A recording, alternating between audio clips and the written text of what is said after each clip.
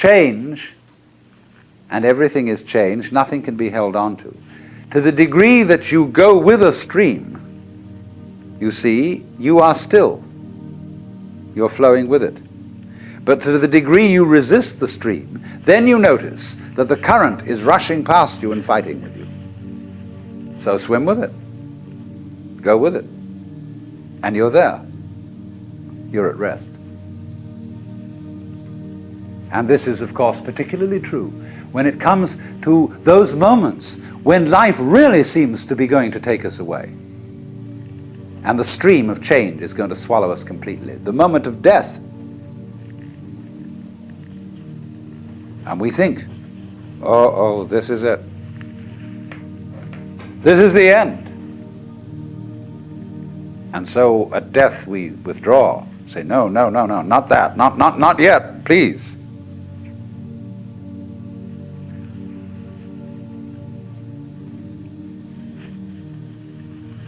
But actually, the whole problem is that there really is no other problem for human beings than to go over that waterfall when it comes. Just as you go over any other waterfall. Just as you go on from day to day. Just as you go to sleep at night. Be absolutely willing to die.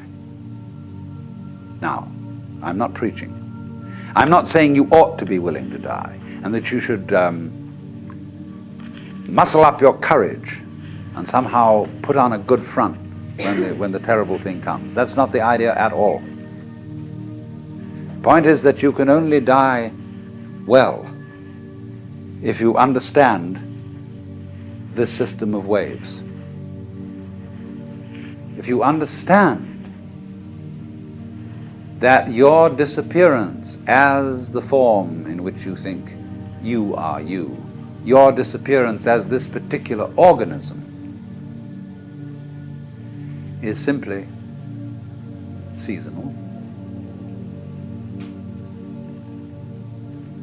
That you are just as much the dark space beyond death as you are the light interval called life. These are just two sides of you. Because you is the total wave. See, you can't have half a wave. Nobody ever saw waves which just had crests, no troughs. So you can't have half a human being who is born but doesn't die. Half a thing. That would be only half a thing. But the propagation of vibrations, and life is vibration, it simply goes on and on, but its cycles are long cycles and short cycles. Space, you see, is not just nothing. If I could magnify my hand to an enormous degree so that you could see all the molecules in it, I don't know how far apart they would be, but it seems to me they would be something like tennis balls in a very, very large space. And you look, when I move my hand like this, you say, for God's sake, look at all those tennis balls. They're all going together. Crazy. And there are no strings tying them together. Isn't that queer? No, but there's space going with them. And space is a function of, or it's an inseparable aspect of, whatever solids are in the space. That is the clue, probably, to what we mean by gravity. We don't know yet. So in the same way, when those marvelous sandpipers come around here, the little ones, while they're in the air flying, they have one mind. They move all together. When they alight on the mud, they become individuals and they go picking around for worms or something. But one click of the fingers and all those things are going zip into the air. They don't seem to have a leader. because they don't follow when they turn. They all turn together and go off in another direction. Amazing. But they're like the molecules in my hand. So then you see, here's the principle. When you don't resist change, I mean over-resist. I don't mean being flabby. When you don't resist change, you see that the changing world, which disappears like smoke, is no different from the nirvana world. Nirvana, as I said, means breathe out. Let go of the breath. So in the same way, don't resist change. It's all the same principle. So the Bodhisattva saves all beings, not by preaching sermons to them, but by showing them that they are delivered, they are liberated by the very fact of not being able to stop changing. You can't hang on to yourself. You are resisting death. I love the story of a conversation at an English country house at a dinner party, where the hostess started up the question of Church of England. He was the church warden, chief of the vestry in the local country parish. And the lady said, "Sir Roderick, you haven't said a word. What do you think is going to happen to you when you..." And they make death just awful by pretending it doesn't happen. See what happens. You go to a hospital and you're at the end. You've got terminal cancer. And all your friends come around and they wear false smiles and they say, "Cheer up, you'll be all right. In a few days from now you'll be back home and we'll go out for a picnic again." The doctors have their bedside man. You see, a doctor is absolutely helpless with a terminal case because a doctor's by social definition a healer, and he's not allowed to help you die. He's out of role, even though, I mean, he may sneak behind the rules and do it, but he's definitely, he's got to heal you. So he's going to keep you indefinitely on the end of tubes and all kinds of things, while there's a certain grave demeanor to all this, and all the nurses are so pleasant and so totally distant because they know this is death. And they mayn't be frank with you. That's why they feel distant. It's not that they're not concerned. It's not that they're heartless people, but that they just don't know how to be frank. Like lots of people, when they meet a drunk, they don't know what to do with a drunk because he's not behaving right. So when you're dying, you're not behaving right. You're supposed to live. See, so we don't know what to do with a dying person. We don't get around that person and say, listen, man, listen, I've got the news for you. You're going to die.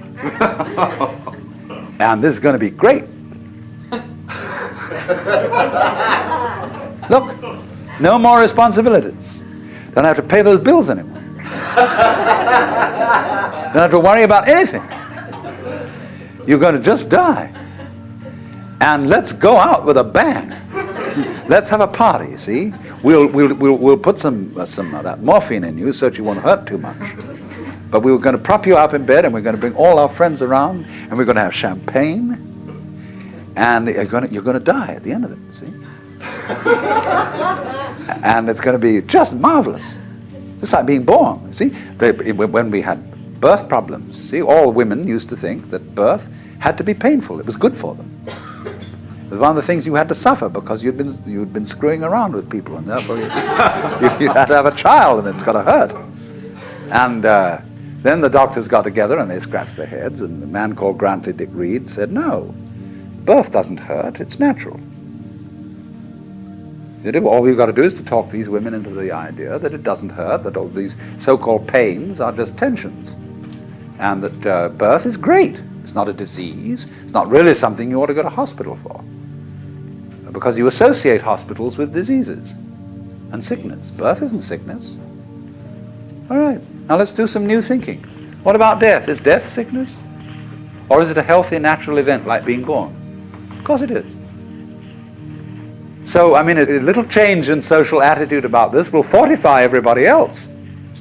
I mean, if I'm alone and all my relatives are going, and kind of pretending to me, it's going to be hard for me.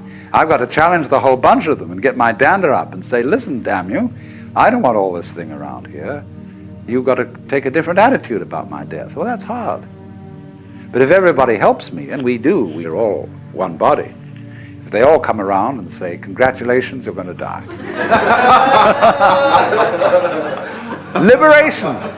Liberation now, you see, because just before you die, I mean, look, I know very well a skillful priest handling a person dying can do this for them.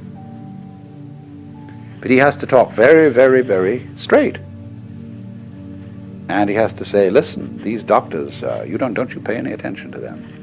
They're trying to amuse you and deceive you. You're going to die. This isn't terrible. But it's just going to be the end of you as a system of memories. And so you've got a great chance right now, before it happens, to let go of everything. Because you know it's going to go, and it's going to help you. It's going to help you let go of everything. So if you have any possessions left, give them away. Give everything away. And if you have anything to say that is you felt that you ought to say before you die, and that you're kind of hanging on to and it's bothering you, say it. I mean, I don't mean necessarily a last confession, but say it said that Adlai Stevenson, shortly before he died, said that he had been making a monkey of himself because he didn't agree with the government's policy about something or other. You know, he had to get that off his chest because he had a little thought in the back of his mind that things were catching up with him. You see? So the moment comes when this thing called death has to be taken completely, not as some ghastly accident, something that all your friends are going to stay away because you're awful. I mean, sometimes people, when they die, are in a very unpleasant physical condition. They don't smell good, they don't look good, and so on. But an enormous amount can be done with scientific methods to make things reasonably tidy from a purely sensory point of view. But the main thing is the attitude that death is as positive as birth and should be a matter for rejoicing, because death is the symbol of the liberation. There is a wonderful saying that Ananda Kumaraswamy used to quote. I pray that death will not come and find me still unannihilate. In other words, that man dies happy if there is no one to die. In other words, if the ego has disappeared before death caught up with it. But you see, the knowledge of death helps the ego to disappear, because it tells you you can't hang on. So what we need, if we're going to have a good religion around, that's one of the places where it can start. I was talking a great deal yesterday afternoon about the Buddhist attitude to change, to death, to the transience of the world, and was showing that preachers of all kinds stir people up in the beginning by alarming them about change. That's like somebody, actually raising an alarm, just in the same way as if I want to pay you a visit, I ring the doorbell. And then we can come in and I don't need to raise an alarm anymore.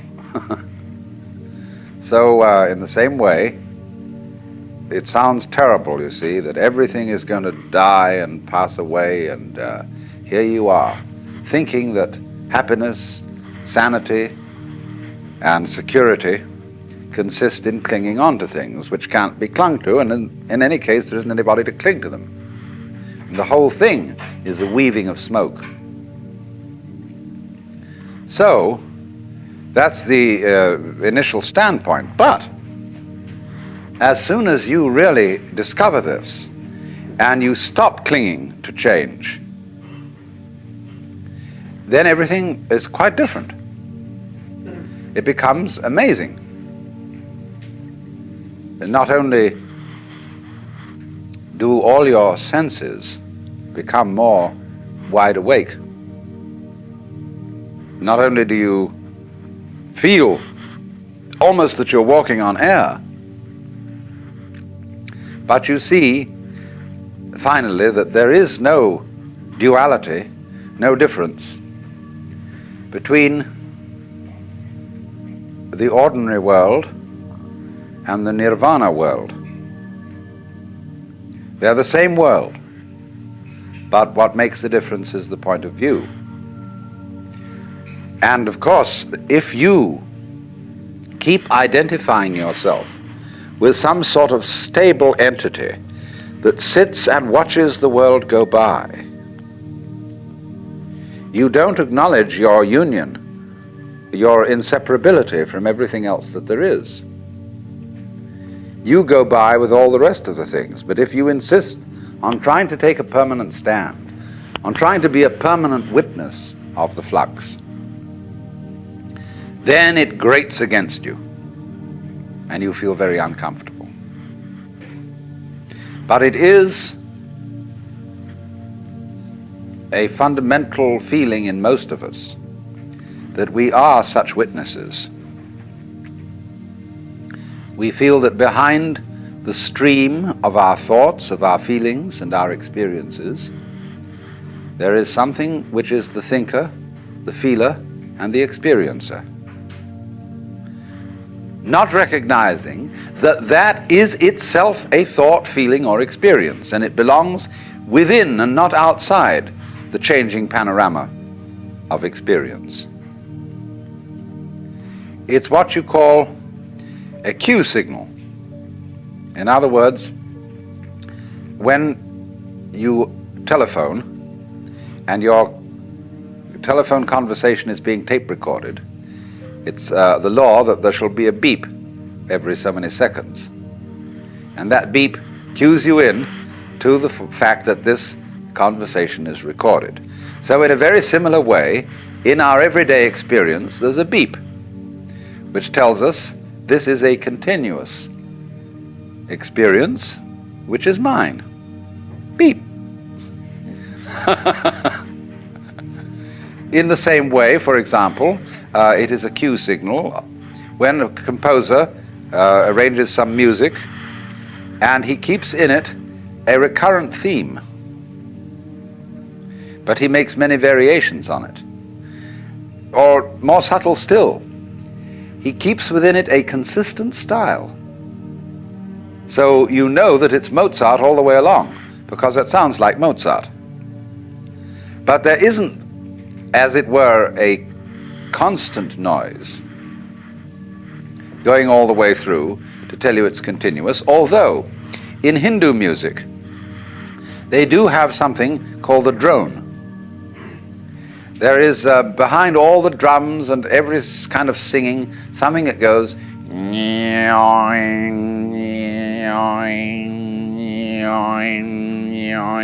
and it always sounds the note which is the tonic of the scale being used. But in Hindu music, that drone represents the eternal self, the Brahman, behind all the changing forms of nature. But that's only a symbol. And to find out what is eternal, you can't make an image of it, you can't hold on to it. And so it's psychologically more conducive to liberation to remember that the thinker or the feeler or the experiencer and the experiences are all together, they're all one. But if out of anxiety you try to stabilize, keep permanent the separate observer, you are in for conflict. Of course, the separate observer, the thinker of the thoughts, is an abstraction which we create out of memory. We think of the self, the ego, rather, as a repository of memories, a kind of safety deposit box or record or filing cabinet place where all our experiences are stored. Now, that's not a very good idea. It's more that memory is a dynamic system, not a storage system. It's a repetition of rhythms. And these rhythms are all part and parcel of the ongoing flow of present experience. In other words, first of all, how do you distinguish between something known now and a memory? Actually, you don't know anything at all until you remember it. Because if something happens that is purely instantaneous, if a light flashes, or to be more accurate, if there is a flash lasting only 1/1,000,000th of a second, you probably wouldn't really experience it, because it wouldn't give you enough time to remember it. We say in customary speech, well, it has to make an impression. So in a way, all present knowledge is memory, because you look at something and for a while the rods and cones in your retina respond to that, and they do their stuff, jiggle, jiggle, jiggle. It's all vibration. And so as you look at things, they set up a series of echoes in your brain. And these echoes keep reverberating, because the brain is very complicated. First of all, everything you know is remembered, but there is a way in which we distinguish between seeing somebody here now and the memory of having seen somebody else who is not here now, but whom you did see in the past, and you know perfectly well when you remember that other person's face, it's not an experience of the person being here. How is this? Because memory signals have a different cue attached to them than present time signals. They come on a different kind of vibration. Sometimes, however, the wiring gets mixed up and present experiences come to us with a memory cue attached to them. And then we have what is called a déjà vu experience. We are quite sure we've experienced this thing before. But the problem that we don't see, and don't ordinarily recognize, is that although memory is a series of signals with a special kind of cue attached to them so that we don't confuse them with present experience, they are actually all part of the same thing as present experience. They are all part of this constantly flowing life process, and there is no separate witness standing aside from the process, watching it go by. You're all involved in it. Now, accepting that, you see, going with that, although at first it sounds like the knell of doom, is if you don't clutch it anymore. Splendid. That's why I said that death should be an occasion for a great celebration, that people should say happy death to you, and always surround death with joyous rites, because this is the opportunity for the greatest of all experiences, when you can finally let go because you know there's nothing else to do. There was a kamikaze pilot who escaped because his plane that he was flying at an American aircraft carrier went wrong, and he landed in the water instead of hitting the plane, so he survived. But he said afterwards that he had the most extraordinary state of exaltation. It wasn't a kind of patriotic ecstasy. But the very thought that in a moment he would cease to exist, that he would just be gone, for some mysterious reason that he couldn't understand, made him feel absolutely like a god. Well then, in Buddhist philosophy, this a sort of annihilation of oneself, this acceptance of change, is the doctrine of the world as the void. This doctrine did not emerge very clearly, very prominently in Buddhism until quite a while after Gautama the Buddha had lived. We begin to find this, though, becoming prominent about the year 100 BC. And by 200 AD, it had reached its peak.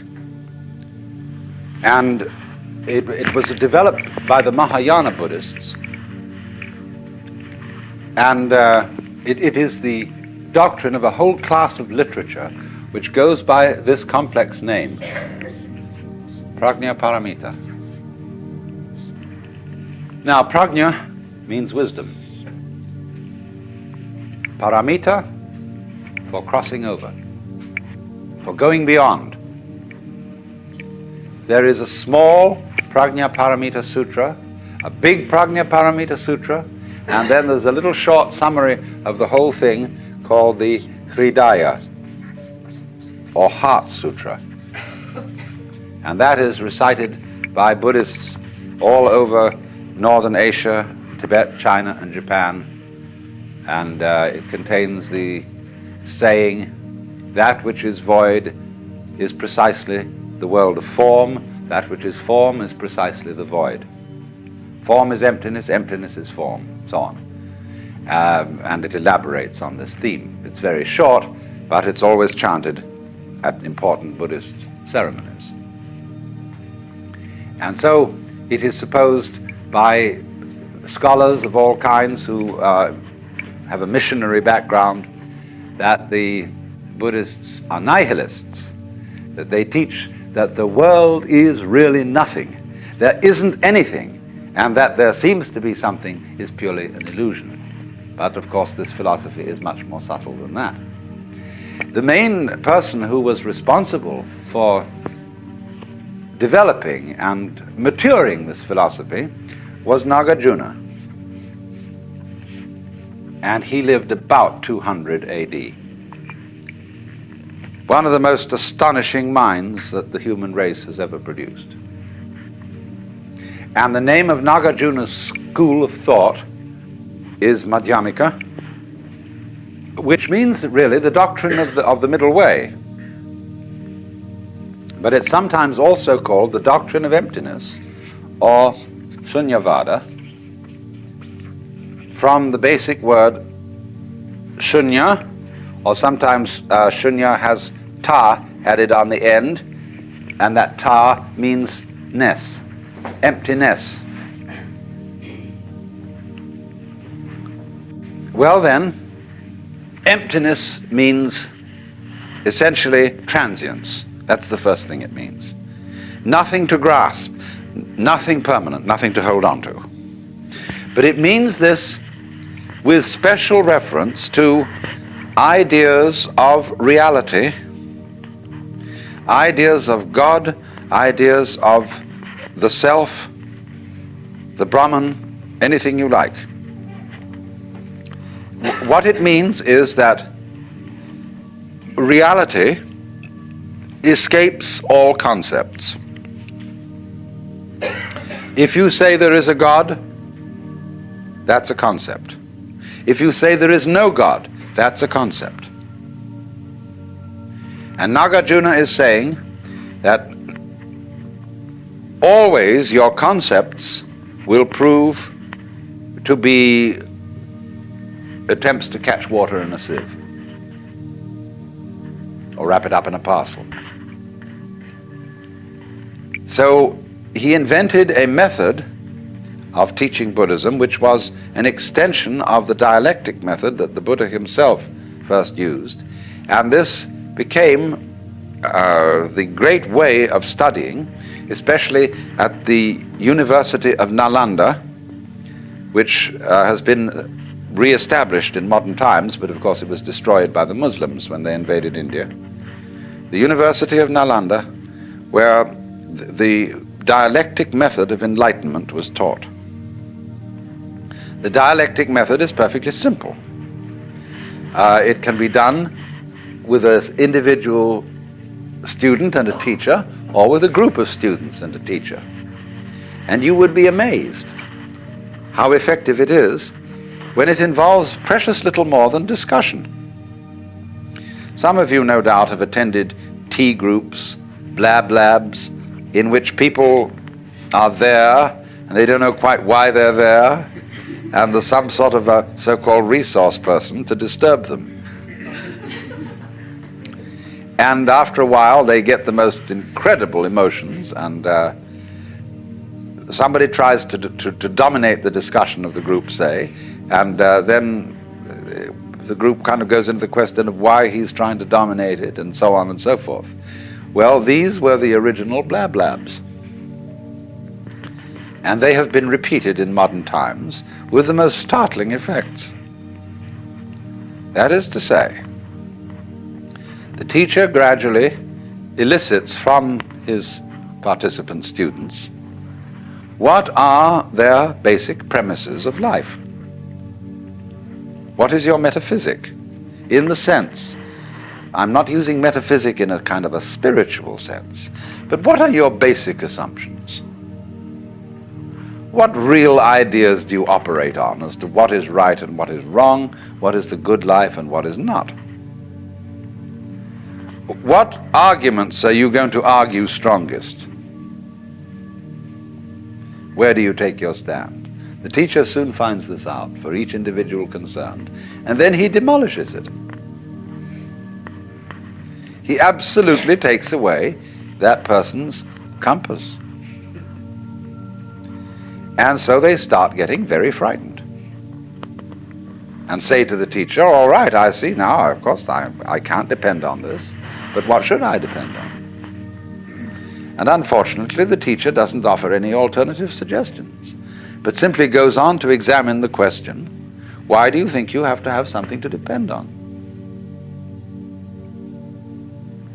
Now, this is kept up over quite a period, and the only thing that keeps the students from going insane is the presence of a teacher who seems to be perfectly happy, but is not proposing any ideas. He's only demolishing them. So we get finally, not quite finally, to the void, the shunya. And what then? When you get to the void, there is an enormous and unbelievable sense of relief. That's nirvana. Phew, as I gave a proper English translation of nirvana. Ah, great. So they are liberated, and yet they can't quite say why or what it is that they found out. So they call it the void. But Nagarjuna went on to say, you mustn't cling to the void. You have to void the void. And so the void of non-void is the great state, as it were, of Nagarjuna's Buddhism. But you must remember that all that has been voided, all that has been denied, are those concepts in which one has hitherto attempted to pin down what is real. In Zen Buddhist texts they say, you cannot nail a peg into the sky. And so, to be a man of the sky, a man of the void, is also called a man not depending on anything. And when you're not hung on anything, you are the only thing that isn't hung on anything, which is the universe, which doesn't hang, you see. Where would it hang? It has no place to fall on, even though it may be dropping. There will never be the crash of it landing on concrete floor somewhere. But the reason for that is that it won't crash below because it doesn't hang above. And so there is a poem in Chinese which speaks of such a person as having above not a tile to cover the head, below not an inch of ground on which to stand. And you see, this which to people like us who are accustomed to rich imageries of the divine, the loving Father in heaven who has laid down the eternal laws, O Word of God incarnate, O wisdom from above, O truth unchanged, unchanging, O light of life and love, the wisdom which from the hallowed page, a lantern for our footsteps, shines out from age to age. See, so that's very nice. We feel we know where we are, and that it's all been written down, and that in heaven the Lord God is resplendent with glory, with all the colors of the rainbow, with all the saints and angels around and everything like that. So we feel that it's positive, that we've got a real rip-roaring, gutsy religion full of color and so on. But it doesn't work that way. The more clear your image of God, the less powerful it is, because you're clinging to it. The more it's an idol. But voiding it completely isn't going to turn it into what you think of as void. What would you think of as void? Being lost in a fog, so that it's white all around and you can't see in any direction. Being in the darkness, or the color of your head as perceived by your eyes. That's probably the best illustration that we would think of as the void. Because it isn't black and it isn't white, it isn't anything. But that's still not the void. Take the lesson from the head. How does your head look to your eyes? Well, I tell you, it looks like what you see out in front of you, because all that you see out in front of you is how you feel inside your head. So it's the same with this. And so, for this reason, the great sixth patriarch, Huineng in China, said that it was a great mistake for those who were practicing Buddhist meditation to try to make their minds empty. And a lot of people tried to do that. They sat down and tried to have no thoughts whatever in their minds. And not only no thoughts, but no sense experiences. So they'd close their eyes, they'd plug up their ears, and generally go in for sensory deprivation. Well, sensory deprivation, if you know how to handle it, can be quite interesting. It'll have the same sort of results as taking LSD or something like that. And there are special labs made nowadays where you can be sensorily deprived to an amazing degree. But if you're a sort of a good yogi, this doesn't bother you at all. It'll send some people crazy. But if you dig this world, you can have a marvelous time in a sensory deprivation scene. Also, especially if they get you into a condition of weightlessness. Skin divers going down below a certain number of feet, I don't know exactly how far it is, but get a sense of weightlessness. And at the same time, this deprives them of every sense of responsibility. they become alarmingly happy.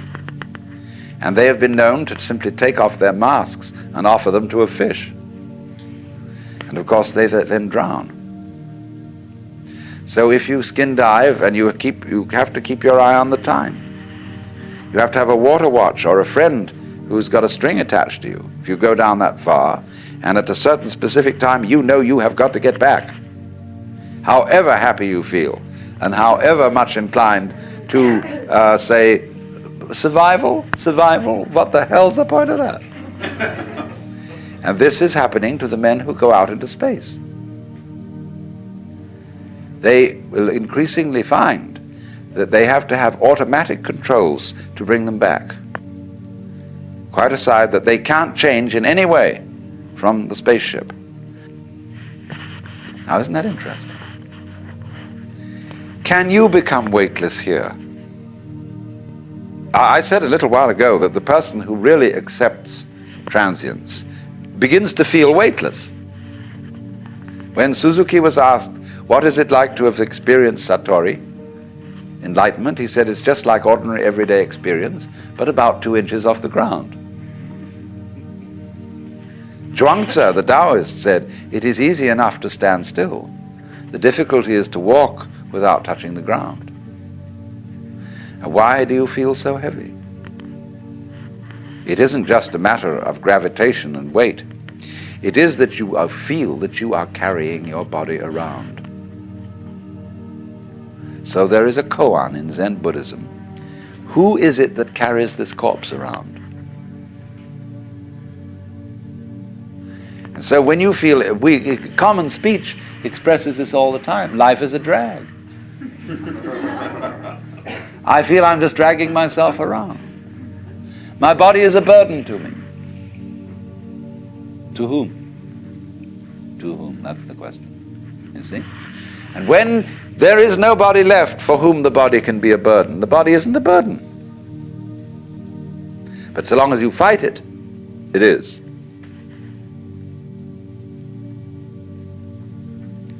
So then, when there is nobody left to resist the thing that we call change, which is simply another word for life,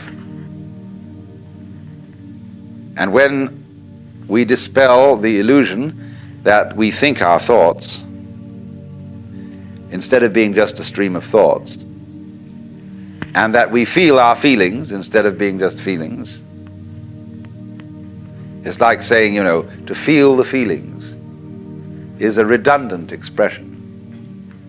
It's like saying, actually, I hear sounds, for there are no sounds which are not heard. Hearing is sound. Seeing is sight. You don't see sights. Sightseeing is a ridiculous word. You could just say either sighting or seeing, one or the other, but sightseeing is nonsense.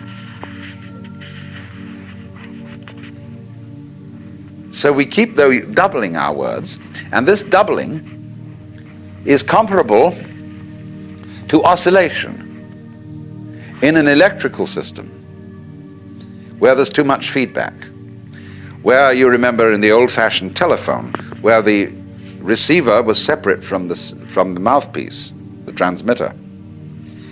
If you wanted to annoy someone who was abusing you on the telephone, you could make them listen to themselves by putting the receiver to the mouthpiece. But it actually didn't have that effect. It set up oscillation. It started to howl. It could be very, very hard on the ears. The same way, if you turn a television camera at the monitor, that is to say, the television set in the studio, the whole thing will start to jiggle. The visual picture will be of oscillation, like that. And the same thing happens here.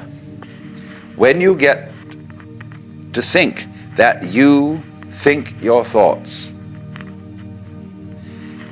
the you standing aside the thoughts has the same sort of consequence as seeing double. And then you think, can I observe the thinker thinking the thoughts. Or, I am worried, and I ought not to worry, but because I can't stop worrying, I'm worried because I worry. And you see where that could lead to. It leads to exactly the same situation that happens in the telephone, and that is what we call anxiety, trembling. But this discipline that we're talking about of Nagarjunas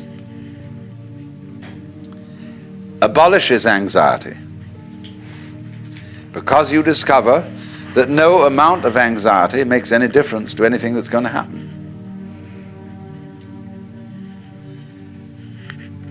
In other words, from the first standpoint, the worst is going to happen. You're all going to die. And don't just put it off in the back of your mind and say, I'll consider that later. It's the most important thing to consider now, because it enables you. It is the mercy of nature, because it's going to enable you to let go and not defend yourself all the time, waste all energies in self-defense. So this, you will find that when Buddhists use the word mind, they've several words for mind, but I'm not going into the technicality at the moment. They mean space. See, space is your mind. It's very difficult for us to see that because we think we're in space and look out at it. There are various kinds of space. There's visual space, distance. There is audible space, silence. There is temporal space, as we say, between times. There is musical space, so-called distance between intervals, or the intervals between tones, rather. It's quite a different kind of space than temporal or visual space. There's tangible space. But all these spaces, you see, are the mind. They are the dimensions of consciousness. And so, this great space, which every one of us apprehends from a slightly different point of view, in which the universe moves, this is the mind.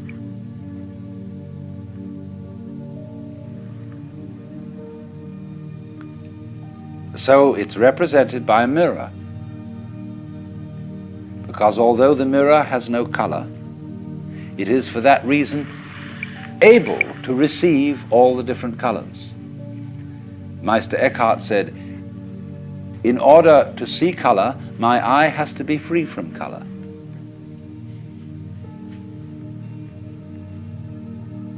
So in the same way, in order not only to see, but also to hear, to think, to feel, you have to have an empty head. And the reason why you are not aware of your brain cells, unless you're only aware of your brain cells if you get a tumor or something in the brain, when it gets sick. But in the ordinary way, you're totally unconscious of your brain cells. They're void. And for that reason, you see everything else.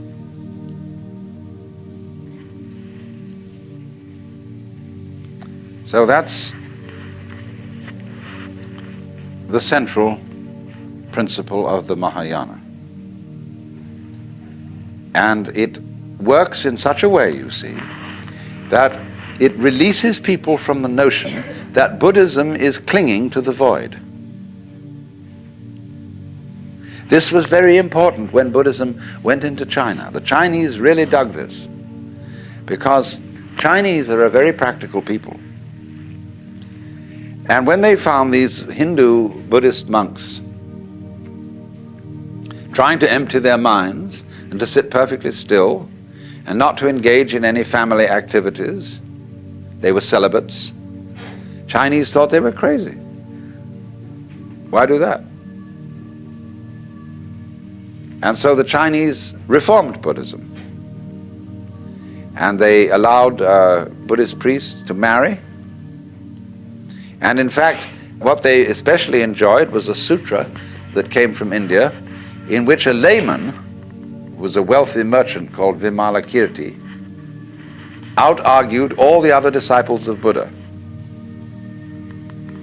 And of course, you know, if in these are these dialectic arguments that are very, very intense things. If you win the argument, everybody else has to be your disciple.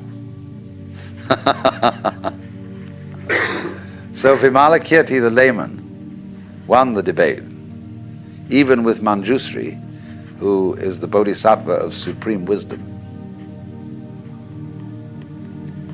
They all had to see a contest to define the void. And all of them gave their definitions. Finally, Manjusri gave his. And Vimalakirti was asked then for his definition, and he said nothing. And so he won the whole argument.